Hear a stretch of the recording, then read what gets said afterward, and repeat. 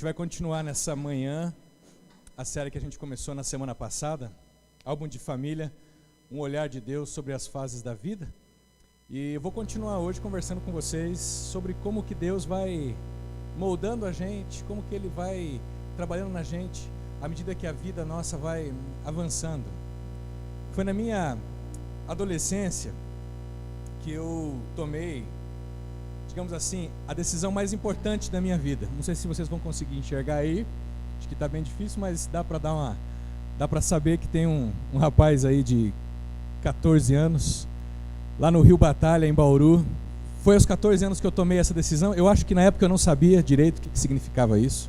Eu não tinha a maturidade que eu tenho hoje, não tinha a compreensão disso, mas eu tinha muito desejo, muita sinceridade no meu coração de seguir Jesus. Então, mesmo sem entender direito o que tudo isso significava, na adolescência eu tomei a decisão de seguir com Ele.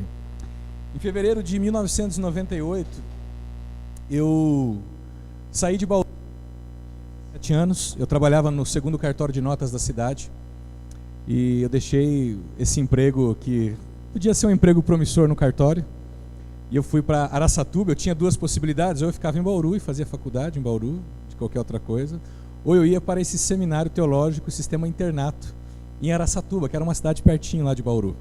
E eu escolhi ir para eu escolhi ir para Araçatuba, onde eu ia viver no meio de um monte de gente estranha, gente de todo o Brasil que morava lá. A gente dividia a cozinha, dividia quarto, dividia as tarefas, dividia tudo, dividia as encrencas também. Você sabe como é que é, quando você bota a gente para ficar junto muito tempo, é complicado. E lá eu fiquei por um ano, até que em 1999 o seminário da própria Aliança me convidou para ir para São Paulo. E diante dessa possibilidade de ir para São Paulo, eu fui para lá, aceitei.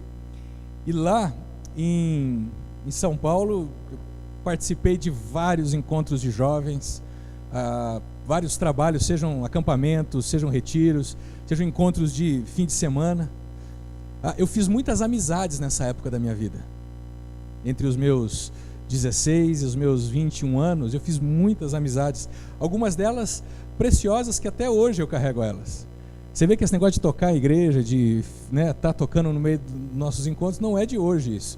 Eu estou aqui, um jovem magro, sentado aqui tocando o teclado, e dois desses meus amigos, esse de branco que está aqui tocando baixo e aquele de preto tocando violão, eles são meus grandes amigos até hoje. O de preto lá, para quem conhece, é o pastor Wilson, lá de Vista Verde. Então a gente traz essas amizades ao longo da vida. Esse daí vocês conhecem quem que é também, uma foto que eu acho que vocês iam achar interessante ver, o Len, naquela época que eu já conheci ele uns 3 anos antes, mas eu venho caminhando com o Len como amigo até hoje, aos 37 anos, já tem mais de 20 anos, que essas amizades se formaram, e foi na minha época de adolescente, na época de jovem, digamos assim. Eu estava morando sozinho na época, em São Paulo, e tinha que me virar sozinho, tinha que fazer comida, tinha que deixar a geladeira abastecida, coisa que nunca acontecia, A gente sempre comia a coxinha, a esfirra, que era mais fácil de comer, Por isso que veio depois a barriguinha, pão de queijo e tudo mais. Tinha que dar conta das minhas tarefas em casa.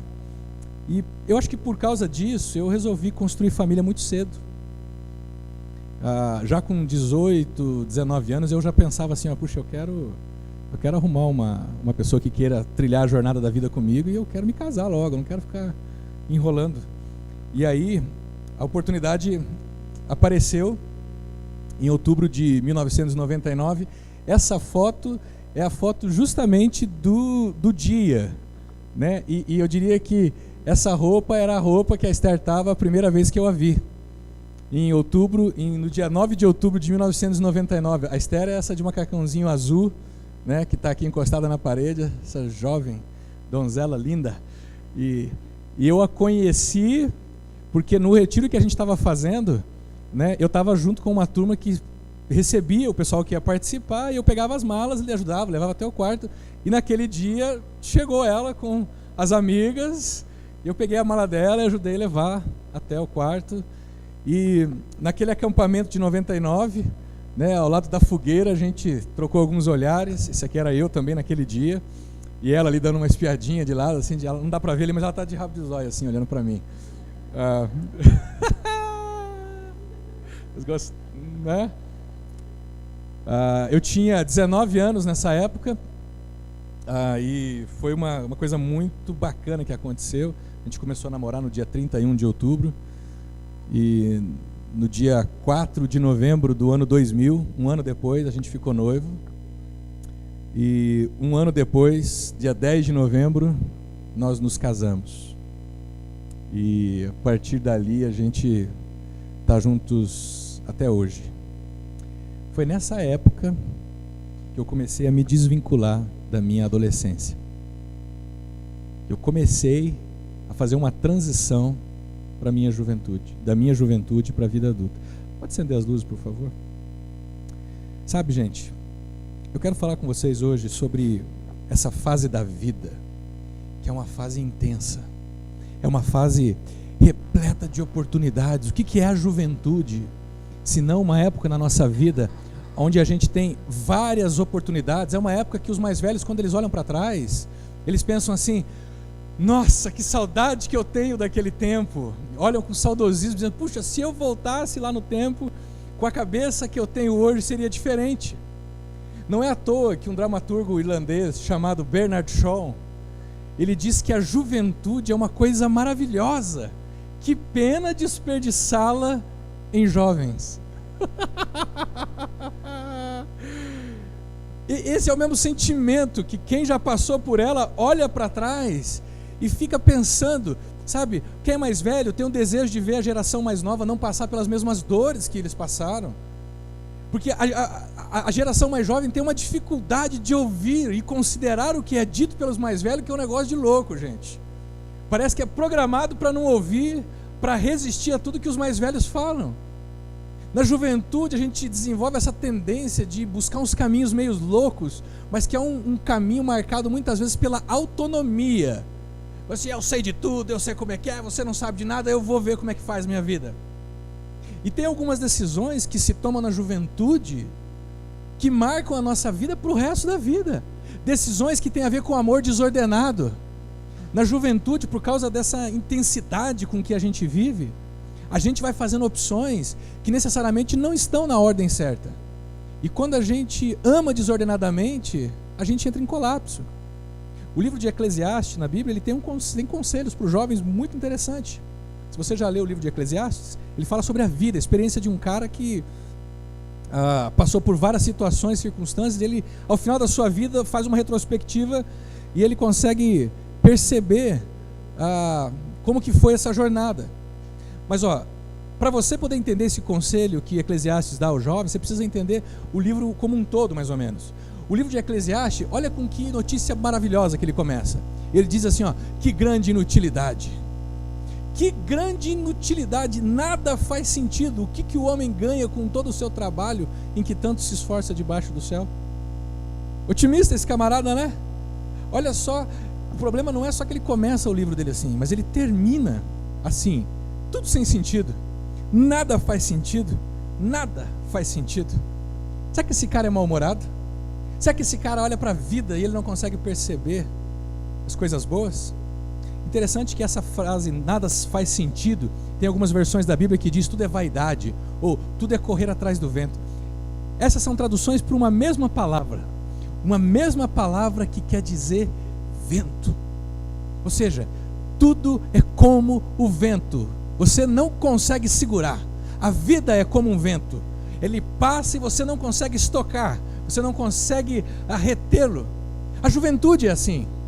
A juventude, se você tentar reter a juventude, você não vai conseguir. Pode puxar daqui, pode puxar dali, pode fazer exercício, pode tomar remédio, pode tirar o glúten, pode fazer crossfit, yoga. A velhice vai chegar e a juventude vai passar. E essa é uma verdade que eu ouvia desde quando eu era mais jovem. E hoje eu tenho meio que, embora eu ainda seja jovem, para alguns, eu já tenho essa certeza, de fato passa. Esse tempo da vida de intensidade, a gente não consegue retê-lo nas nossas mãos. E o livro de Eclesiastes vai dizer que por causa dessa rapidez com que a vida passa, sabe o que isso gera em nós quando a gente vê a vida passando? Isso vai gerando em nós alguns sentimentos. Primeiro, um sentimento de insaciabilidade. E por causa desse sentimento que nunca nada está bom, nunca nada é suficiente, a gente sai em busca de suprir essa insaciabilidade. E aí a gente se mera no meio de buscas infindáveis. O próprio livro de Eclesiastes, ele fala isso: todos os rios vão para o mar, contudo, o mar nunca se enche. Ainda que sempre corram para lá voltam a correr. Todas as coisas trazem canseira, o homem não é capaz de descrevê-las. Os olhos nunca se saciam de ver, nem os ouvidos de ouvir. Em que áreas o autor de Eclesiastes está dizendo que a gente é insaciável e que a gente parte para buscas infindáveis? A gente pode olhar para o livro de Eclesiastes e você vai ver que a sexualidade e o prazer é uma dessas áreas. O cara é um camarada que teve mais de 700 esposas, mais de 1000 concubinas. Se sexualidade, se sexo fosse algo que de fato fosse fonte de alegria, fonte de prazer, esse cara não teria do que reclamar.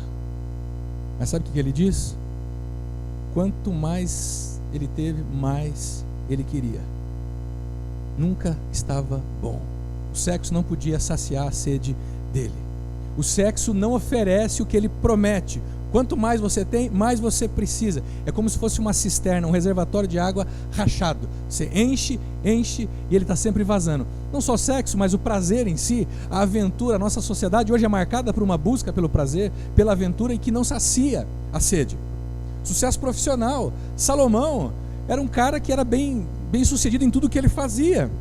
Ele conta que ele chegou no topo de tudo. E quando ele chega no topo de tudo, ele achava que a realização plena estava lá. Quando ele chegou lá, ele descobriu que não estava lá. Bens e dinheiro. Esse cara foi um dos homens mais ricos do Oriente Médio.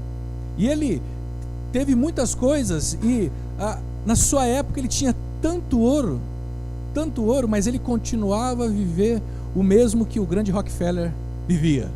Quanto você precisa, Rockefeller, para poder ser feliz? Mais $1, mais um pouquinho. Fama e poder? Cara, ele encontrou fama, influenciou muita gente. Até hoje ele é conhecido como um dos caras mais sábios da história. Mas ele ainda sentia esse vazio da insaciabilidade nele. Não é por isso que pessoas famosas, artistas, gente que chega no topo, acabam com suas vidas numa overdose ou num tiro na cabeça, no suicídio, porque chegaram até lá achando que lá eles iriam encontrar a fonte da felicidade. O autor de Eclesiastes diz que tudo isso daí, gente, é vento. É vento.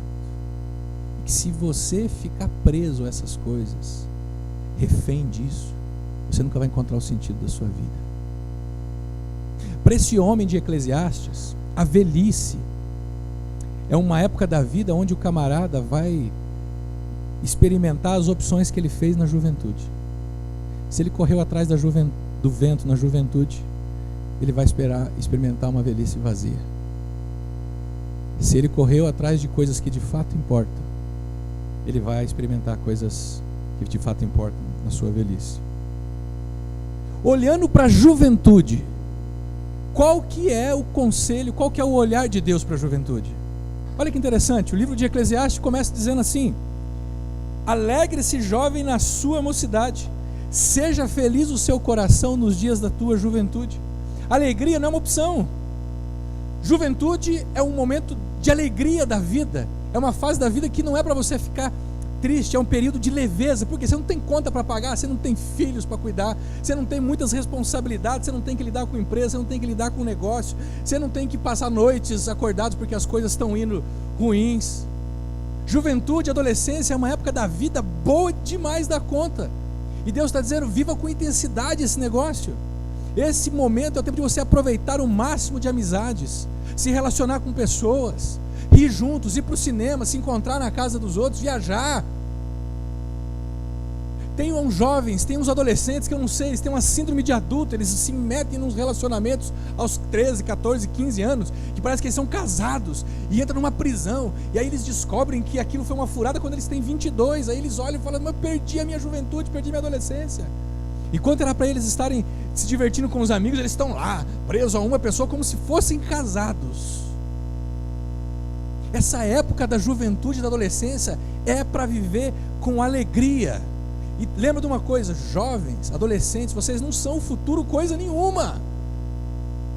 Vocês são o presente da nossa sociedade. A alegria é uma marca da juventude, da adolescência, e jovens têm o poder de trazer alegria nas suas casas, nas suas sociedades, nas suas vizinhanças, no seu trabalho. Jovens comprometidos com esse princípio, eles conseguem renovar a vida aonde eles estão. Mas a nossa sociedade faz um negócio contrário. Eles pegam o peso todo e colocam na vida das nossas crianças desde a mais tenra formação até a adolescência. O que faz a nossa sociedade?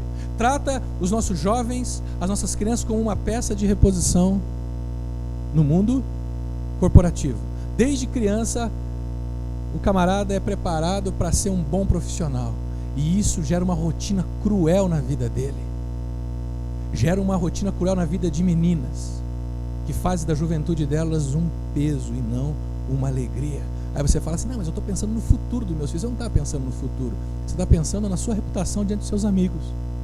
O que seus amigos vão dizer se o seu filho não for, se a sua filha não for bem sucedida? Eu sei que a vida adulta no mundo bíblico, ela começa aos 30 anos. Maioridade, quando você olha para o mundo bíblico, 30 anos. Só que é o seguinte, quando o camarada chegava aos 30 anos, que nem Jesus, por exemplo, ele já era rabi, ele já era um mestre. Ele não começava a se tornar adulto aos 30 anos. Ele começava antes, mas quando ele chegava aos 30 anos, ele já estava pronto para poder viver a vida de adulto. Mas nesse mundo que a gente vive, os nossos jovens estão demorando para amadurecer, muitos deles, porque estão vivendo um fardo na sua adolescência, na sua juventude, e quando é para eles se tornarem adultos, eles querem continuar ou se tornarem adolescentes. É o fenômeno da adultescência. Lembra, jovem, adolescente, você que está aqui, você que está entrando, a mocidade, a tua juventude é época de alegria, tem que ser leve, tem que ser para você aproveitar intensamente. Olha o outro conselho de Salomão: siga por onde o seu coração mandar. Esse negócio, vocês queriam escutar isso aí faz tempo, né? Tem gente que até vai anotar o Eclesiastes 11:9 para chegar em casa e falar para o pai assim: a mãe, o Fernando falou isso para mim, siga onde o seu coração mandar, até onde a sua vista alcançar. Eu sei que tem gente que tem arrepios quando lê esse negócio, siga por onde o seu coração mandar. E aí tem gente falando assim, não, mas agora ele vai tirar na manga uma carta dizendo assim, mas no original, no hebraico, não é bem assim. Então eu vou traduzir para vocês o que isso quer dizer no hebraico. No hebraico quer dizer, siga por onde o seu coração mandar. Juventude é tempo de paixão.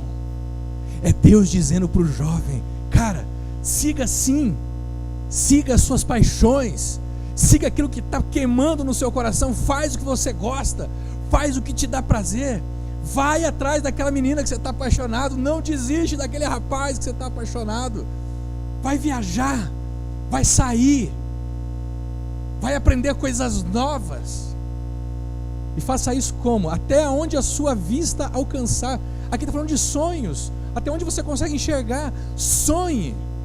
Quer ver os pais ficarem mais desesperados aqui agora? Juventude é uma época propícia, sabe para quê? Para o camarada começar a fazer a faculdade. E aí em 2 anos ele descobriu assim, não era o que eu queria fazer. Larga o curso, larga e muda o curso. Na juventude você consegue fazer isso. Você está namorando, tem 4, 5 anos, viu, falou assim, não vai rolar, estou há 3 anos, 2 anos namorando, não vai rolar, não é esse, larga mesmo e casa com outro. Porque quando você é jovem, você pode fazer isso. Juventude é tempo de paixão, é tempo de sonhos. Eu não sei o que eu vou fazer da vida, eu já passei da época do vestibular, agora eu não sei para onde que eu vou, se eu estudo, beleza, tranca, entra na faculdade e tranca a sua faculdade. vai passar um ano na Austrália, vai passar um ano na África, trabalhando em hospital, num trabalho missionário, vai para a Irlanda, vai para os Estados Unidos, vai fazer um intercâmbio, depois você volta e continua a faculdade, vai cuidar de gente que precisa de se cuidar. Olha, você não tem o que fazer? Ok, por que você não gasta de 2 a 3 anos num campo missionário no meio da África, no meio da Ásia, cuidando de pessoas, cuidando de pessoas que vivem isoladas, pessoas que talvez estão numa área mais pobre? Você pode dar aula para crianças, você pode trabalhar num hospital, você pode viver uma grande aventura que depois você vai poder contar para os seus filhos e para os seus netos. Sabe o que você não pode fazer na sua depois? Depois que você não é mais jovem, querer fazer todas essas coisas. Esse que é o problema. Porque daí a vida fica mais séria. Você que ainda tem a juventude nas mãos, faça, aproveite. Porque depois que você assume um compromisso de aliança com alguém, você casa com alguém, não dá mais para você largar. Isso é coisa de adolescente. Isso não é coisa de gente adulta. Depois que você tem filhos, não dá para chegar de manhã e dizer: hoje eu não vou trabalhar. Depois que você tem filhos, você não tem opção, você tem que levantar, você tem que trabalhar, você tem que trazer o pão para casa, você tem que deixar de fazer umas coisas para você, para fazer por eles. Porque se você fizer o contrário, você vai estar sendo um menino, um adolescente, um jovem. Antes que você me entenda mal, jovem, falando em seguir o coração, tem um negócio que eu não disse no começo. Um dos conselhos de Deus é: siga o seu coração, mas não se esqueça do amanhã. Mas saiba é um imperativo. Alegre-se é um imperativo. Vá até onde a sua vida, siga é um imperativo, mas saiba também é. Saiba que por todas essas coisas Deus o trará a julgamento. Todas as decisões que você toma na juventude vão impactar a sua história de alguma maneira. Tem consequências. Você pode viver isso na sabedoria de Deus. Você pode seguir o seu coração. Você pode sonhar grande. Você pode arrebentar com a vida, dentro dos valores e princípios que Deus te dá. Ou você pode viver sem qualquer compromisso. E você pode resistir a conselhos. Você pode dizer: eu não acredito nesse negócio de espiritualidade, esse negócio de Deus, esse negócio da Bíblia. Aliás, eu nem acredito no que o Fernando fala. Eu não acredito nas interpretações que o Fernando traz para a gente lá na igreja. E vamos ver o que vai acontecer.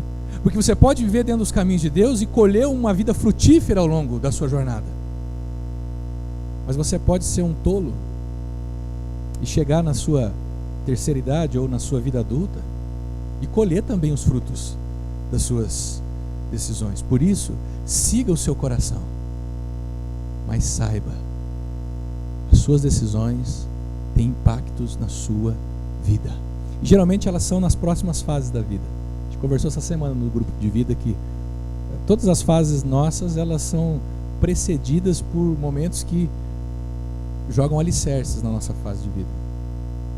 Quando você é criança, você está colocando alicerces para a juventude. Quando você é jovem, você põe alicerces para a vida adulta. Quando você está na vida adulta, você põe alicerces para a vida mais velha, de convergência na terceira idade. Olha o que Gálatas 6, 7 diz para a gente. Não se deixe enganar, de Deus não se zomba. O que o homem semear, isso também colherá. Em que áreas você vai colher o que você semear? Naquelas mesmas áreas. O que você semear na juventude, você vai colher na vida adulta, sim. Prazer e sexualidade. A sociedade diz para você fazer o que hoje? Se liberte, não se guarde, faça o que você quiser com o sexo. Deu vontade, vai e faça, sem critério e sem parâmetros nenhum.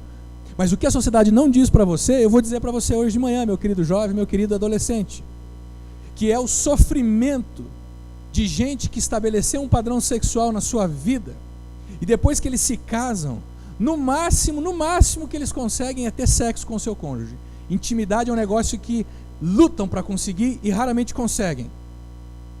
Gente que sofre a vida com fantasmas, porque não sabe se o marido está fazendo sexo com ela na cama ali, ou com alguma lembrança do passado, ou com uma das namoradas do passado, ou ele não sabe com quem a mulher está fazendo sexo naquela noite. Se ela foi uma que fez vários test drives, como ele, o medo dela não estar pensando nele na hora, dela estar avaliando ele com o namorado do passado. Isso é fato. As opções que você faz na sua sexualidade hoje vão determinar a maneira como você vai desenvolver intimidade na sua vida conjugal. Você pode escolher ter uma vida de intimidade profunda, bela, ou você pode ter uma vida que vai ser aterrorizada por fantasmas. Ninguém fala dos fantasmas que assombram homens e mulheres, por exemplo, acerca da traição. Por quê? Porque o cara com quem você se casou nunca soube esperar, era um cara que queria tudo na hora, pediu uma prova de amor, você deu. Ele sempre foi impulsivo com o sexo. E aí depois que você casa, você pergunta, puxa, mas o que me garante que ele, numa época de gravidez, ou de recuperando de gravidez, de enfermidade, ele não vai estar fazendo sexo com a secretária, com a aluna, com a vizinha, porque ele não soube esperar. Se ele não esperou quando vocês estavam namorando, os fantasmas que vêm na cabeça, será que ele está esperando agora também? O que te garante que a tua esposa, que já fez sexo com vários outros no passado, não vai se cansar de você? A sociedade conta isso para vocês? Não conta. Quem te garante que a sua esposa não vai se cansar de você, assim como você já se cansou dela algumas vezes? Isso ninguém fala. Mas quem é casado aqui sabe do que eu estou falando e sabe que isso é verdade. Os jovens não escutam isso na mídia. O que a mídia manda é: faça do sexo um entretenimento, cara. Sai no fim de semana, vai, toma um chopp, vai para uma balada, vai para um motel depois. Tem uma noite de sexo maravilhosa, depois vai para casa, dorme, acorda meio-dia, sabadão, de noite, sai de novo, vai para a balada, vai para o motel, sexo, volta para o domingo, caminha arrumada, né? Café da manhã na mesa, todinho, que a mamãe faz para ele, faz para ela. Aí às vezes acorda na cama do motel, cadê o fulano? Foi embora. Aí você se dá conta, você está se entregando para alguém que você não sabe se vai estar contigo na manhã seguinte. Você pensa que isso não deixa marcas na sua alma? Você pensa que isso não deixa marcas no seu corpo, na sua memória? Sexo é um presente que Deus dá para duas pessoas que são maduras o suficiente para assumirem um compromisso de vida e desfrutarem não só do sexo, mas de uma intimidade entre elas. Sexo não é brinquedo. Por isso que eu sempre falo aqui, alguns já estão até cansados. Talvez eu tenha que voltar algumas séries, porque a igreja deu uma renovada, né? Saiu muita gente, voltou muita gente. Então a gente pode falar algumas coisas, mas sexo não é coisa para adolescente. Sexo não é coisa para criança, nem para jovem. Sexo é coisa para gente adulta, gente que está caminhando para se desvincular da juventude e assumir responsabilidades na sua vida. Que você semear, você vai colher sucesso profissional. A maneira como você trabalha hoje, como você se dedica ao seu trabalho hoje, a excelência, a honestidade com que você faz negócio hoje, jovem. Adolescentes, a maneira como vocês estudam, se estudam com honestidade ou não, trapaceiam ou não, isso vai moldar o caráter de vocês na vida profissional. Fama e poder. Os jovens hoje são tão apressados para chegarem aonde os adultos, né, da geração anterior já chegaram, que eles estão dispostos a fazer qualquer coisa. Tem jovem querendo começar de onde o camarada que tem 40, 50 anos de vida está chegando agora, ele quer começar dali. E aí o camarada está disposto a puxar tapete, ele está disposto a perder saúde, ele está disposto a abrir mão de valores, ele está disposto a pagar, a fazer qualquer coisa. Cuidado, de Deus não se zomba. E não é que Deus vai olhar para você e falar assim: agora eu vou pegar você. Ele puxa uma cartucheira e plac, plac, babá. Não, não é isso que eu estou dizendo.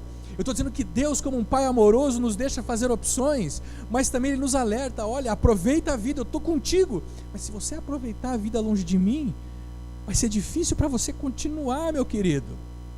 Confia em mim. Olha o outro conselho que o autor de Eclesiastes dá para os jovens: afaste do coração a ansiedade e acabe com o sofrimento do seu corpo, pois a juventude e o vigor são passageiros. Ele tem 3.000 anos atrás e o camarada está falando que a ansiedade crônica traz dores para o corpo. Hoje a gente sabe que pessoas ansiosas são muito mais propensas à enfermidade. Agora, por que ele fala isso para jovens? Porque a juventude é cercada de ansiedade, sabe onde? Nas mesmas áreas. Preciso fazer um test drive, porque vai que, né, o sexo não é bom, eu vou casar com uma pessoa que não vai rolar. Deixa eu te falar uma coisa para você: se alguém disser para você que na lua de mel, na primeira noite de sexo, teve um sexo fantástico, está mentindo. Que sexo bom é construído com intimidade ao longo de anos, para não dizer décadas. Quando você se casar, você vai perceber, quanto mais os anos passam, mais o corpo cai, mas melhor fica o sexo.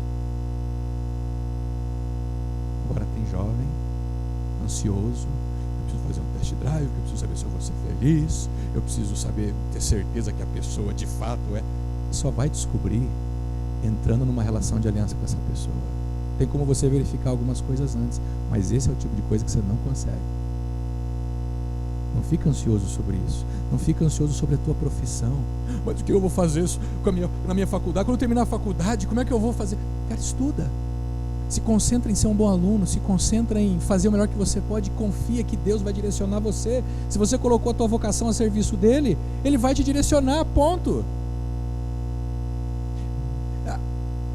Bens e dinheiro. Tem jovem que nem se casou e já está pensando em como que ele vai viver quando ele se aposentar. Vocês percebem como que a nossa sociedade hoje apressa a galera? Faz um terrorismo com a galera. Eu acho que quando eu olho para a minha juventude, eu tomei algumas decisões doidas, gente. É porque eu não tinha juízo mesmo, mas talvez porque eu tinha uma confiança em Deus até ingênua. Que quando eu saí de Bauru para ir para aquele seminário que vocês me viram ali na classe ali de aula com a turma, aquilo foi em 98, eu tinha 17 para 18 anos. Eu trabalhava num cartório de notas, onde eu ganhava acima da média do pessoal da minha idade. Eu já estava com 16, 17 anos, eu estava subindo no cartório, uma promoção que se eu tivesse lá hoje, eu acredito que eu seria um escrevente de um cartório. O escrevente de um cartório tem uma vida, alguma coisa legal, era promissor o negócio. E eu chego numa noite de domingo para o meu pai, para minha mãe, e falo assim: pai, mãe, olha, eu acho que eu vou lá para Araçatuba, no seminário eu tinha ido visitar, tem uma longa história aí. Resumidamente, eu falei: eu vou embora. Mas o cartório? Não, deixa o cartório para lá. Eu quero servir a Deus, eu quero entrar nessa vida. Mas como é que você vai sustentar? Eu não sei. Lá eu vou trabalhar pela comida e pelo estudo e pela moradia. E o resto? O resto eu não sei, eu só preciso de comer, dormir e estudar. E fui. Um ano depois eu estava sendo chamado para ir para São Paulo. Também para poder trabalhar em escritórios das igrejas que tinham em São Paulo, ganhando um salário bem básico, vivendo sozinho. E eu fico pensando: que loucura! Mas essa decisão me trouxe até aqui hoje. Essa decisão norteou a minha vida e Deus cuidou de mim. Eu lembro que eu estava no jardim, no seminário em Araçatuba, sentado num banco desses de praça, igual da Praça é Nossa, num sábado à tarde, num domingo à tarde, no dia que eu acertei com o diretor do seminário que eu ia embora, que eu ia chegar em Bauru, ia pedir demissão do meu trabalho e ia voltar. E eu estava pensando assim: que doideira que eu fiz. Acertei com esse cara, agora como é que eu vou fazer? Eu vou chegar em Bauru, vou falar para meus pais que eu vou embora? Como é que eu vou chegar no seu Alfredo, o chefe do cartório, e falar: de repente vou embora? Eu lembro que naquela tarde eu falei: Deus, olha, me segura nesse negócio, porque eu não vou dar conta. E eu lembro que meu coração sentiu algo, vai que eu vou cuidar de você. E ele tem cuidado de mim nesses anos. Fama e poder. Se você ficar ansioso com relação a ser influente, você vai ser devorado por isso, porque você não vai conseguir, com seus próprios esforços, influenciar pessoas. Eu tenho uma dica para você, jovem, que eu tenho tentado seguir.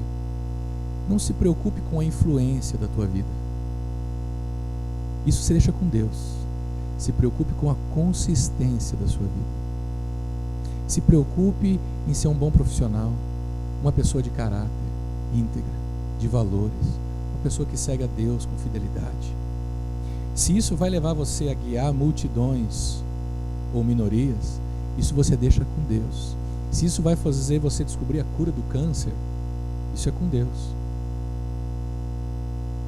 Se você fosse uma árvore, pense que você teria que se concentrar nas suas raízes e não na extensão dos seus galhos. Porque a gente vive uma geração que está tão preocupada em fazer os galhos ficarem longos, que eles caem. Eles caem porque não têm raízes, porque não se aprofundam na vida familiar, na sexualidade, na cosmovisão com relação ao futuro, nos relacionamentos fraternais. Tem adolescente que não sabe ser amigo. Não é porque é um bicho, não. É porque não sabe, não foi criado, não foi ensinado, está ansioso, quer dominar, quer manipular. Não sabe se relacionar com os pais. Não respeita, não ouve. O Pedro vai falar para a gente assim, jovens,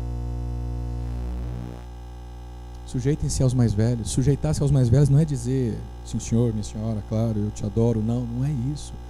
Sujeitar-se aos mais velhos é ser maleável, é ser uma pessoa que dá para moldar. A juventude é uma época de alegria, de paixão, mas que é uma época também que você pode ser moldado mais facilmente. Quando você tenta moldar um camarada que nem eu, você vai ter mais dificuldade. Você pega um cara que nem o Marcelo, você vai ter mais dificuldade ainda. Um cara que nem o Romero, pronto, não dá, é duro demais, não é, Romero?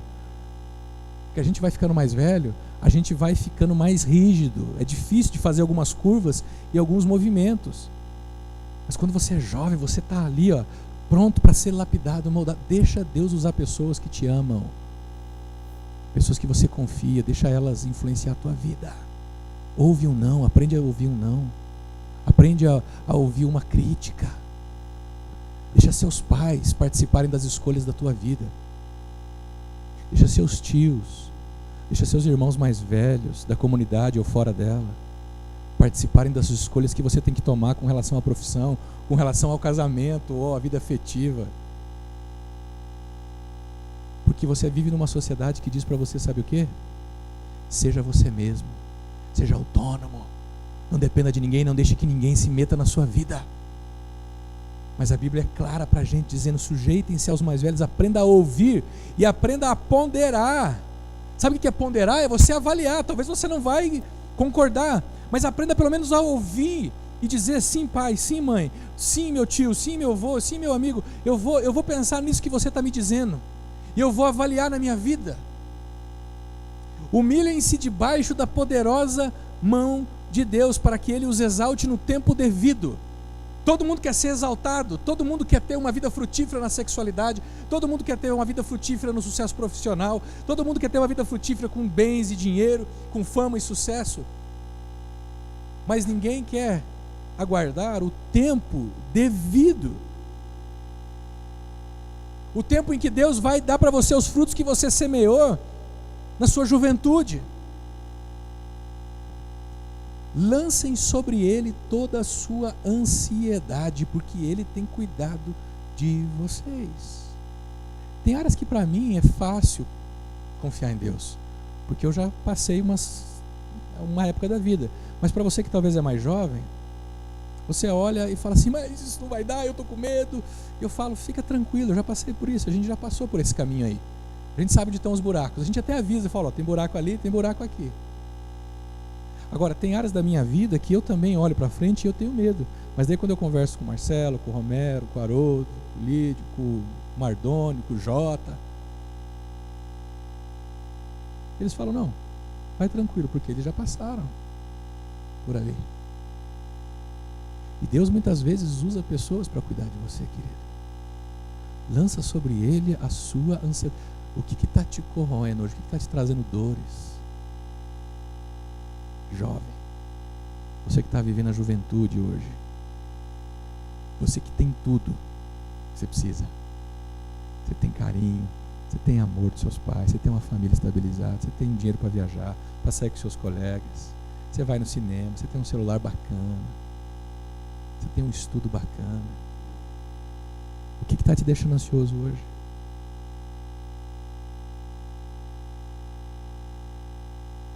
Você precisa aprender a colocar isso na mão de Deus e abrir mão do controle da sua vida. Por isso,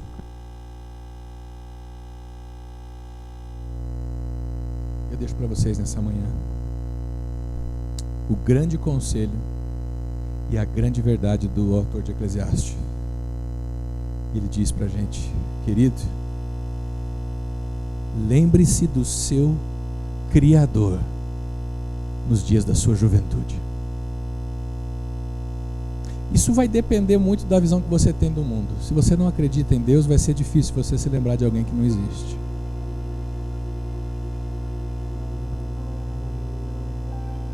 Mas se você enxerga o mundo, a história da humanidade, como sendo fruto de uma ação intencional e amorosa de Deus, e como a gente disse semana passada, Ele criou a mim e a você com intencionalidade. Ele nos viu antes de qualquer um. E Ele está escrevendo um grande best-seller através das nossas vidas. Não se esqueça disso, não se esqueça dele. Eu cresci em igrejas que gostavam era mesmo de cortar o barato da gente. Você não podia paquerar uma menina. Você não podia dar uma risada alto, né? Você não podia ter umas conversas que tinham a ver com a idade, porque tudo era pecado, tudo era um fardo. Tem fardos que nem Deus quer que você carregue, querido. Agora, tem algumas coisas que Ele quer que você se comprometa. Enquanto você está nessa fase de adolescência e juventude, cara, aproveita a sua vida, mas lembrando-se de Deus.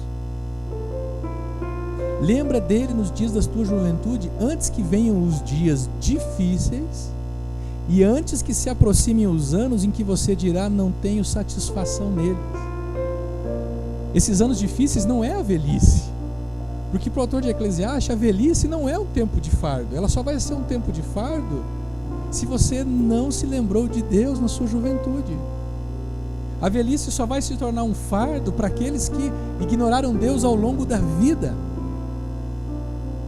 Porque o Salmo 128, por exemplo, ele fala de um homem velho que é feliz, porque ele senta-se à mesa, ele tem a sua esposa, os seus filhos e os seus netos almoçando com ele no domingo. Você está caminhando para onde, jovem? Você tem muitas possibilidades, vocês estão com um livro em branco. Fica tranquilo, vai errar muito, não se preocupa. Essa ansiedade de, não, eu tenho que cuidar porque se eu não errar, fica tranquilo, você vai errar. Mas se você saber colocar o teu coração na fonte correta, em Deus, souber ouvir as pessoas que te amam, ainda assim errando, a sua história vai ser linda, vai ser bonita.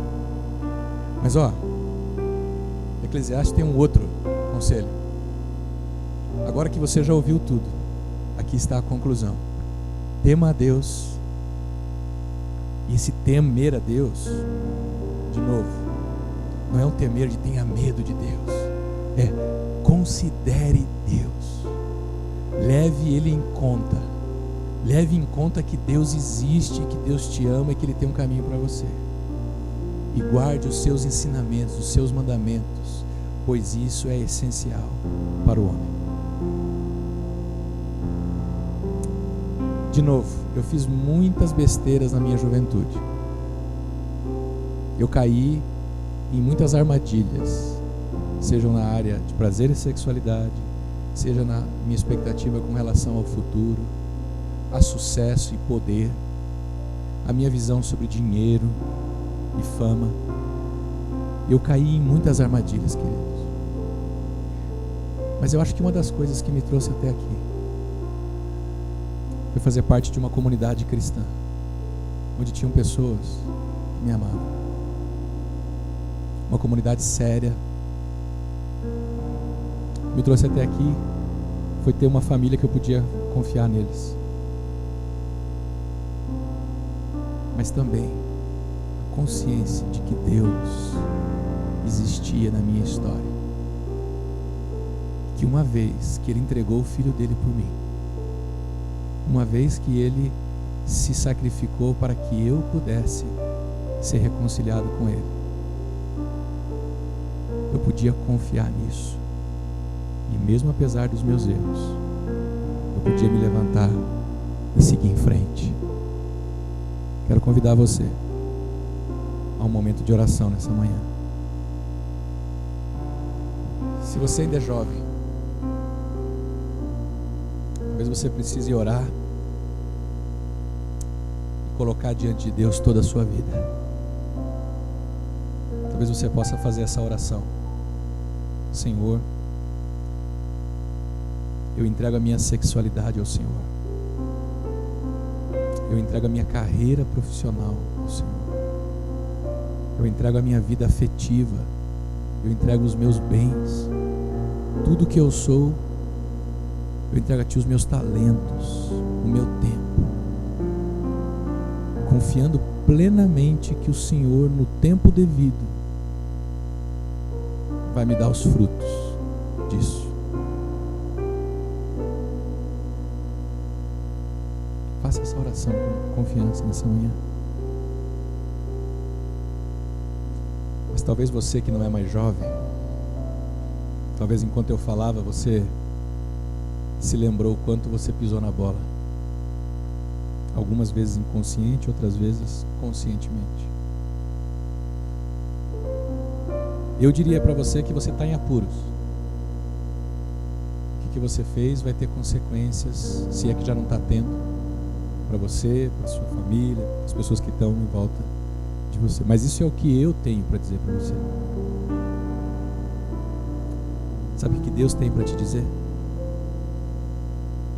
Se você confessar os seus pecados, Ele é fiel para te abraçar, te perdoar, te lavar e fazer tudo novo na sua vida. Se você confessar os seus pecados, Ele é fiel para apagar completamente os erros do passado e te dar a bênção de graça. O que Deus diz para você nessa manhã é: filho, eu te quero. Não importa o seu passado, eu te quero.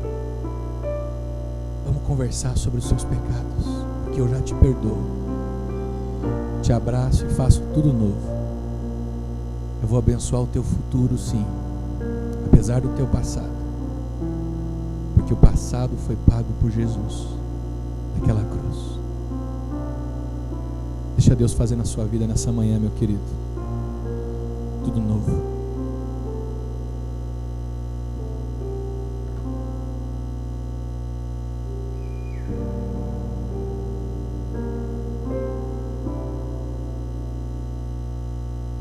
Pai, o Senhor consegue olhar para nós nessa manhã aqui, sondar, perceber dentro do nosso interior o que nós temos vivido, Senhor. O Senhor conhece as ansiedades de cada jovem, cada adolescente, mas de cada adulto também, Senhor. O Senhor sabe quais são aquelas coisas que nos trazem um arrependimento, aquelas coisas que a gente lamenta tanto que a gente não pôde viver, ou aquelas coisas que a gente viveu quando poderíamos ter feito outras escolhas. Nessa manhã, Jesus, abre o coração, abre a mente de cada um aqui. Derrama da tua paz, do teu amor. cada jovem aqui presente sinta a sua segurança, o seu abraço, o seu conforto, diante da vida que eles têm ainda para trilhar, Senhor. Diante das decisões que eles têm que tomar. Dá aos nossos jovens e adolescentes, Senhor, essa consciência para eles desfrutarem dessa fase da vida com a Tua alegria, com a Tua intensidade, Senhor, de maneira plena. Mas dá aos adultos aqui presentes e aqueles que já estão numa fase de convergência da vida a humildade para também entregar nas Tuas mãos aquilo que eles não conseguem mais recuperar, Senhor. Que eles consigam continuar trilhando as suas vidas, que nós consigamos continuar trilhando as nossas vidas, lembrando-nos do Senhor, considerando o Senhor nas nossas vidas, confessando a Ti os nossos erros e os nossos equívocos e recomeçando dia a dia a nossa caminhada contigo. É no nome de Jesus que eu oro a Ti, Senhor.